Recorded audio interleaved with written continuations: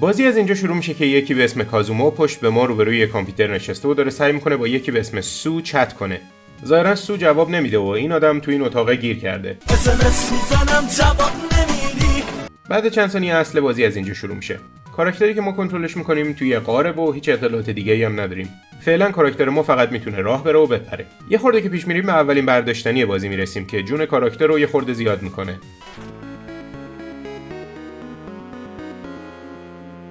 وایسا ببینم این آشنا بود.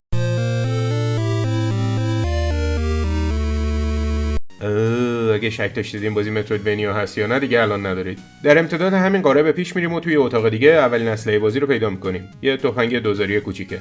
باز کازومو سر کله‌اش پیدا میشه و برای سو پیام میده ولی چیزی به درد بخوری نمیگه. راهی که اومدیم و برمیگردیم و در جهت مخالف ادامه میدیم. بالاخره یه در پیدا میکنیم که ما رو میرسونه به ناحیه بعدی بازی. اینجا لدل ورود دو نفر دارن با هم بحث میکنن. این یکی که از چشمای نارنجی و زخم رو صورتش معلومه خیلی مهربونه و اون یکی که ظاهرا خیلی جوان‌تر و اسمش از توروکو و به نظر میاد داره از این سو که همش داریم اسمشو میشنویم دفاع میکنه. یه چند ثانیه حرفای اینا رو میبینیم که یهو کاراکتر ما با وقار کامل وارد میشه.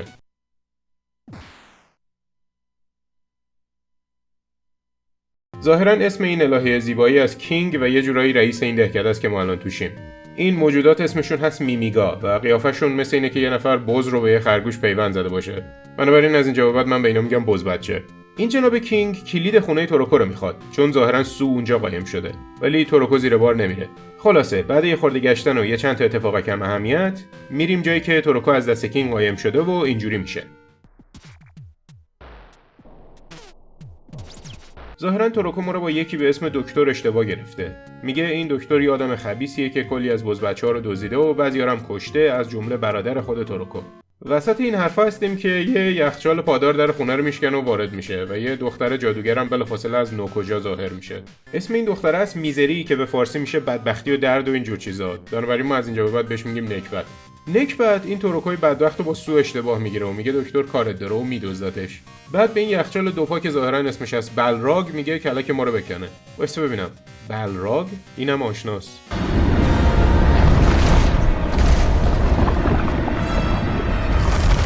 آهان، بلراگ این شیطون گندهه که تو ارباب القاها بوده. اسم اون هیولای گردن کلفت گشتن روی یخچال پادار؟ برو ببینیم بابا، من از اینجا بعد بهم میگم یخچال. خلاصه یخچال ازمون میپرسه که میخوایم باش بجنگیم یا نه و منم چون تا به حال دست روی یخچال بلند نکرده بودم گفتم نه. ولی اگه باش بجنگیم خیلی راحته. خلاصه میریم بیرون و بعد حرف زدن با کینگ و دستیارش کلید داداش توروکو رو پیدا میکنیم و میریم تو. اونجا یه تلپورتر پیدا میکنیم که به نظر میاد آخرین مقصدش یه جایی بوده به اسم اگ کوریدور یا راهروی تخمو.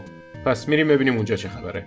این راهروی مرحله مختصره و اتفاق مهمش اینه که یه اسلحه جدید پیدا میکنیم که موشک شلیک میکنه. آخر این راهرو یه نیمچه غول رو شکست میدیم و یه بزبچه رو نجات میدیم. اینجا معلوم میشه که اینا تخم اژدها بودن و بزبچه داشته سعی میکرده یکی از اینا رو به جوجه برسونه تا بتونه سوار یه اژدها از این جزیره فرار کنه. اما برای استفاده از این کامپیوتر ماشین جوجه اژدها کشی به یه پاسورد احتیاج داره و اونم فقط داداشش میدونه. پس از ما کمک میخواد و وعده میده که اگه کمکش کنیم ما هم میتونیم باهاش از این جزیره فرار کنیم. من اصلا نمیدونستم ما تو جزیره ایم ولی باشه قبول.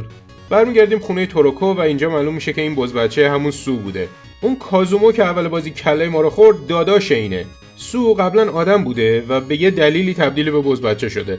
خلاصه این داداش بیخاصیتش میگه یه جایی به اسم بوشلندز گیر کرده که از روی اسمش میشه حد زد یا یه جایی پر از علفه یا یه شهربازی جدید تو تگزاسه. در هر صورت به محض اینکه حرفای این دوتا تموم میشه کینگ و معاونش از راه میرسن و سو رو دستگیر میکنن. اینا میگن نکبت توروکو رو با تو اشتباه گرفته و تقصیر توئه که توروکو رو دزدیدن. وقتی سو میبینه گیر افتاده ما رو میفرسته که بریم این داداش بیخاصیتش رو نجات بدیم. خلاصه دوباره تلپورتر و بوشلندز مرحله جدید. مهمترین نکات این مرحله هم اینا هن. کمک کردن به یه NPC و یه اسلحه جدید گرفتن که تو با آتیشی پرت میکنه، سر کله یخچال پیدا شدن و با اون جنگیدن، بعد دوباره سر کله یخچال پیدا شدن و دوباره باش جنگیدن ولی این دفعه نکبت تبدیلش میکنه به یه قورباغه بزرگ، جمع کردن یه سری خرت و پرت و در نهایت ترکوندن در اتاقی که کازومو توش گیر کرده. میای این بیخاصیت رو ببری پیش خواهرش که یه کاراکتر جدید وارد میشه. این یکی اسمش از پروفسور بوستر. اینا همدیگه رو میشناسن و با هم برمیگردن به خونه توروکو. نه عیب نداره، شما بفرمایید، من پیاده میام. اون سر دنیا سو بالاخره موفق شده کینگ رو متقاعد کنه که آقا اگه یکی دیگر رو اشتباهی دزدیده این تقصیر قربانی هدف نیست. و اینکه دکتر یه آدم بدجنسیه که فهمیده اگه یه گل قرمزی که تو همین جزیره رشد میکنه رو به بز بچه‌ها بخورونه، مثل هالک تبدیل به یه قولتشن خونخوار میشن. بنابراین دکتر یه تعدادی از بز بچه‌ها رو دزدیده که اونا رو تبدیل به هیولا کنه، بعد با اونا دنیا رو بگیره. بالاخره پروفسور بوستر و کازومو میرسن و شروع میکنن به پیگیری کردن پیشرفت دکتر و کاشف عمل میاد که دکتر جای گلا رو پیدا کرده، یه ناحیه‌ای به اسم سنزون یا ناحیه شنی. بعدم من بدبختو میفرستن که برم جلوشو بگیرم، چون پروفسور به همه میگه که من ظاهرا یه ربات سربازم که 10 سال پیش به این جزیره اعزام شده بودم. این همه وقت بازی کردیم و تازه فهمیدیم من آدمم نبودم. پروفسور داره بیشتر توضیح میده که این کازومای بی‌خاصیت میپره وسط حرفش و میگه تلپورتر حاضره. وقت نداریم و به ناچار میریم به ناحیه شنی. اولین چیزی که تو ناحیه شنی میبینیم یه دختر رباتی خوشگله، پس قاعدتاً گور بابای گلاب. ببینیم این کجا رفت. وقتی که پیداش میکنیم بین یه مشت از بز بچه‌هاست. بدون هیچ دلیلی استنتاج میکنه من اومدم بز بچه‌ها رو بکشم و شروع میکنه با من جنگیدن. وقتی شکستش میدیم بالاخره قبول میکنه که نه من آقا گرگم نه اینا شنگول منگول. خودشو معرفی میکنه و ظاهرا اسمش از کرلی بریس. یه مقدار از حافظه‌شو از دست داده و نمیدونه قبل از اینکه با اینا رفیق بشه چی بوده. در هر صورت الان با ما رفیق میشه و حتی تفنگش هم با ما عوض میکنه. خب حالا که دوست دختردار شدیم من که راضیم، بریم دنبال گلا. ولی قبل اینکه بریم یکی از بز بچه‌ها میگه اگه داری میری خونه خاله پیرزن جنکا، یه توله سگش تو اتاق پشتی ماست براش ببر. توله سگ تو اتاق پشتی هست ولی به جز اون یه راه مخفی هم اینجا پیدا میشه که اگه دنبالش کنیم به یه بخشی از البسه کرلی دست پیدا میکنیم. اگه تا اینجا نفهمیده بودید الان دیگه مطمئن شدید که این بازی ژاپنیه. خلاصه اینجا بازم یه خورده اتلاف وقت داریم و یه قول دیگه رو هم بعد بزنیم و بعد میرسیم به خونه خاله پیرزن جنکا که میگه 4 تا توله سگ دیگه هم هست که بعد براش پیدا کنیم. ولی قبل اینکه بریم بازم سرکله یخچال پیدا میشه و کلید انبار گلا رو از خاله پیرزن میخواد. خاله پیرزن میگه بوشو من ترن نخم و در کمال تعجب یخچالم واقعا میره. خلاصه ما میافتیم دنبال سگ جمع کردن و هر بار جنکا یه خورده بیشتر از داستان بازی رو برامون میگه که ما تو این ویدیو وقت نداریم بیشتر راجع بهش حرف بزنیم. فقط نتیجه‌گیریش اینه که چون گلا خطرناکن، جنکا مثل جون به اسرائیل کلید به ما بده نیست، نه به ما نه به یخچال. در هر صورت توله سگ آخره که میاریم میبینیم یخچال به جنکا حمله کرده و کلید در انبار رو دزدیده. حالا برو اونجا. تو انبار برای بار اول خود دکتر رو میبینیم. دکتر برای امتحان کردن تاثیر گل سرخ دستور میده نکبت توروکو رو بیاره و یخچال یه مقدار از این گل سرخ رو به خوردش بده. اینجاست که فرشته نجات کینگ از راه میرسه تا توروکو رو نجات بده. انتظار اینو نداشتید نه؟ کینگ آدم بده داستان نبود. چطور تونستین از رو ظاهرش درباره یه بز بچه اینجوری قضاوت کنین؟ کینگ یخچال فراری میده ولی به محض اینکه سعی میکنه به خود دکترام حمله کنه شوت میشه اونور. اینجاست که ما میرسیم ولی خیلی دیر شده. دکتر فرار میکنه و توروکو که یه مقداری از گله رو خورده تبدیل به یه هیولا میشه و به ما حمله میکنه. چاره‌ای نداریم جز اینکه باش بجنگیم و دست آخر بکشیمش.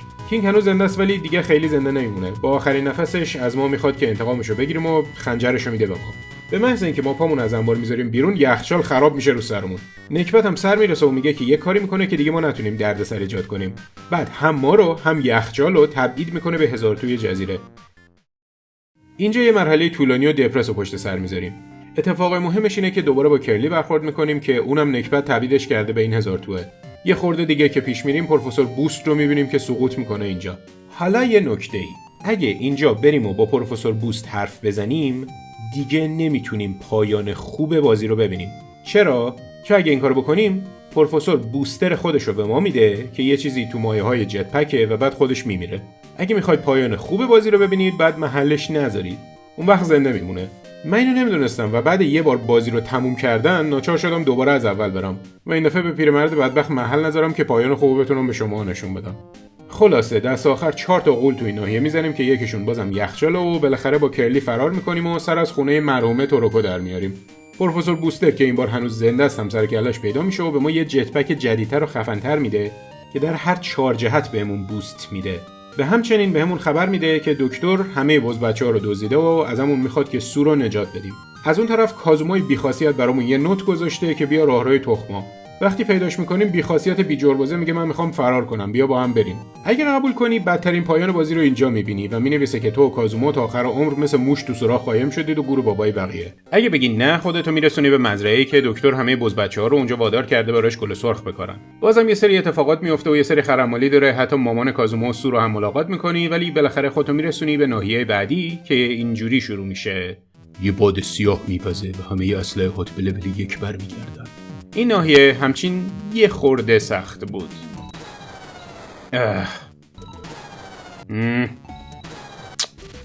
ای بابا. بی خیال. زندگی برای من مایه تلخی شده، اما باید نوشیده شود، به آرامی، قطره قطره و با شماره. سورن کیرکگار. تازه وقتی به اواخر این مرحله میرسی یه دونه قول هم داره که باید اونم بزنی. ظاهرا برای اینکه این لول رو رد کنی باید خدای پلتفرمینگ بشی. دعنتی. اون بالشتو بده به من. مردم درجه ای از استیصال را که میتوانند تحمل کنند میپذیرند و به آن خوشبختی میگویند. سورن کیرکگار. اوکی، رسیدم.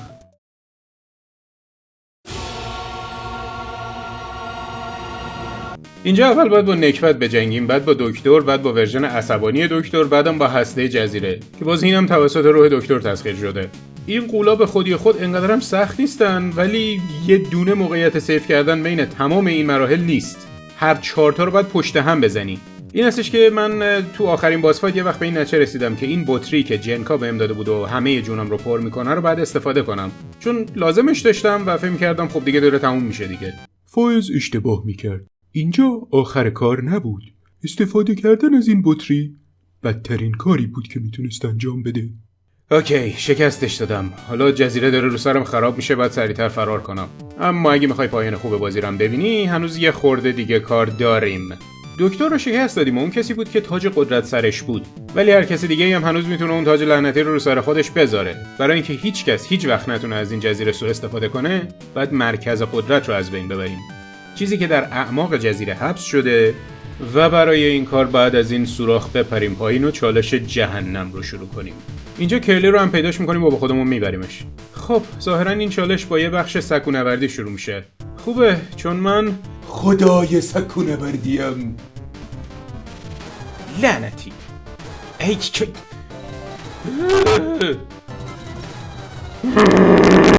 نظر صادقانه من و پیشنهاد دوستانه من این است: انجامش بده یا انجامش نده، از هر دو پشیمان خواهی شد. سورن کیرکگار.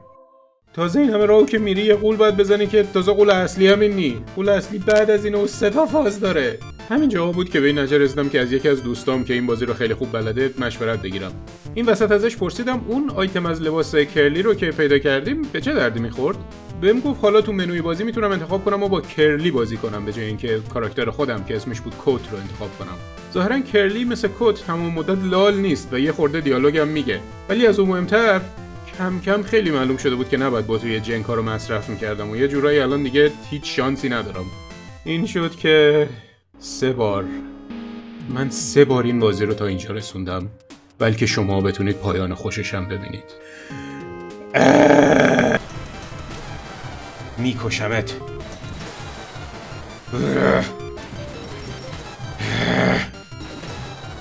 ای که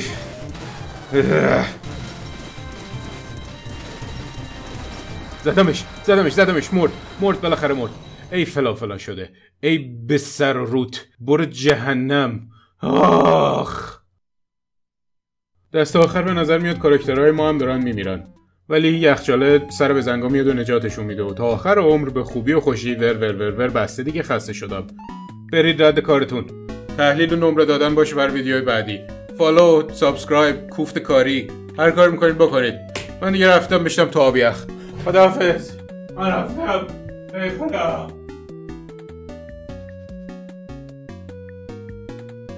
فراتر از هر چیز دیگر این وظیفت را فراموش نکن که خودت را دوست داشته باشی. سورن کیرکگارد.